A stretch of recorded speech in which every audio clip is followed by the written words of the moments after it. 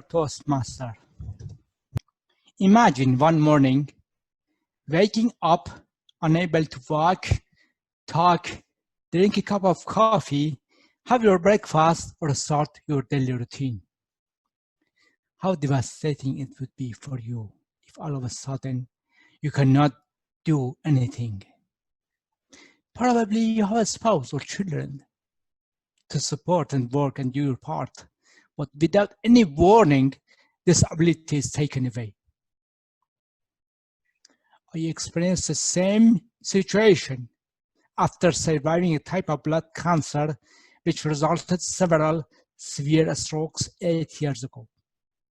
And I found hope and persistence would be the most essential elements in helping me through difficult times. Dear Toastmasters and most welcome guests, in January 2011, I graduated from McMaster University with a PhD in materials science and engineering. I had started postdoctoral fellowship with McMaster, and I had interviews with organizations like MIT and General Electric. Just a few months after graduating and starting my new career, I had to fight my blood cancer and the resulting strokes.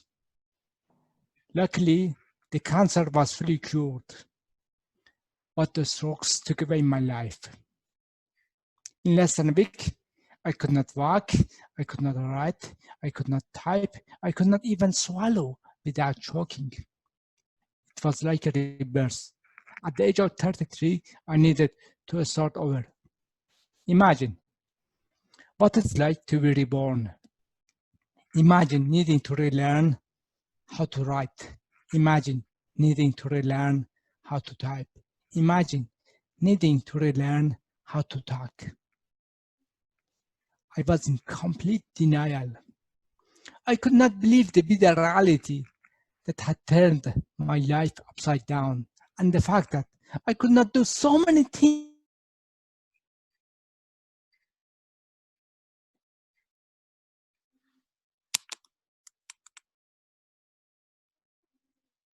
being self-aware and being realistic would be the key to my improvement. And today, I want to share with you 3 examples to highlight the importance of persistence. Example number 1 is my writing. The first and most important problem for me was writing. Directly after my strokes, I could not even draw a straight line and hold onto a pen, never mind writing a letter or sentence.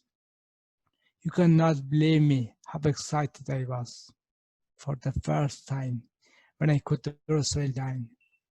For 2 months, from 8 a.m. till 4 p.m., I would stay at home and I work on my writing. I would write A, B, C, D, and the rest of the alphabet until I learned how to write the entire list of letters.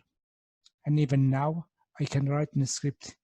Here is a quote from Ross, which helped me continue my focus when I was practicing my writing. It says, 2 roads diverged in a wood, and I chose the one less traveled by, and it has made all the differences. Example number 2, my typing. Again, one of the biggest challenges for me was typing. Okay.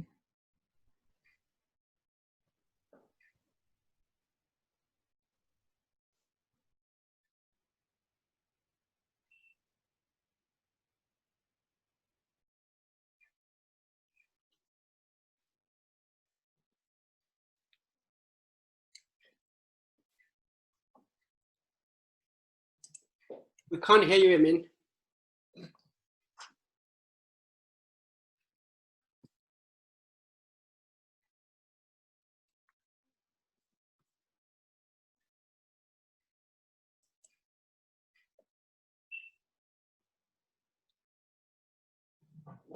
Amin, we can't hear you.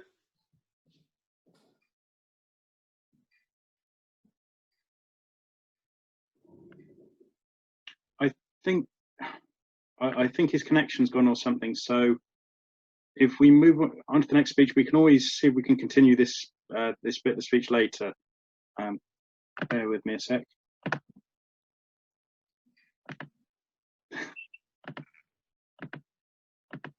Hello. Hello. Yeah, would you like to start? Yes. Yeah, you can continue then, please.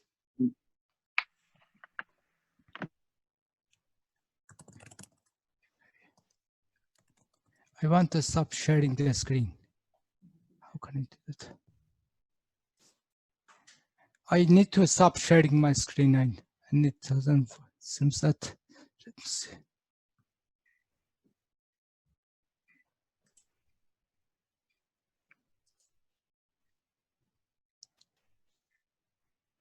Tim, will you be able to help him? Or? Can you see my screen now? I can. I want to stop sharing. Right. If you've hidden the toolbar, if you press escape, it will come back and it'll be at the top, red button saying stop sharing. But yeah, if you've hidden the toolbar, you can use escape to get it back. No, it doesn't work.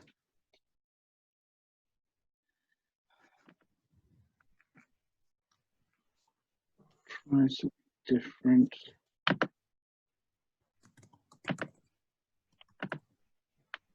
Right. I'll try this. Okay. Now So that switched it over. There we go. I think no. Always new challenges, eh? just remove my PowerPoint. That's it. Okay. Very nice photograph. There we go. There we go. Yes. Okay. Thank you very much. No worries. So the second option was my typing. Directly after my strokes, it would take almost half an hour for me to type a 2-line email. Because for each letter and number, I needed to look at the keyboard, find the letter and number, and enter it one by one. I knew in order to become faster, I needed to learn how to type without looking at the keyboard. As you can imagine, it was very frustrating. And to be honest, at the beginning, I cheated a lot.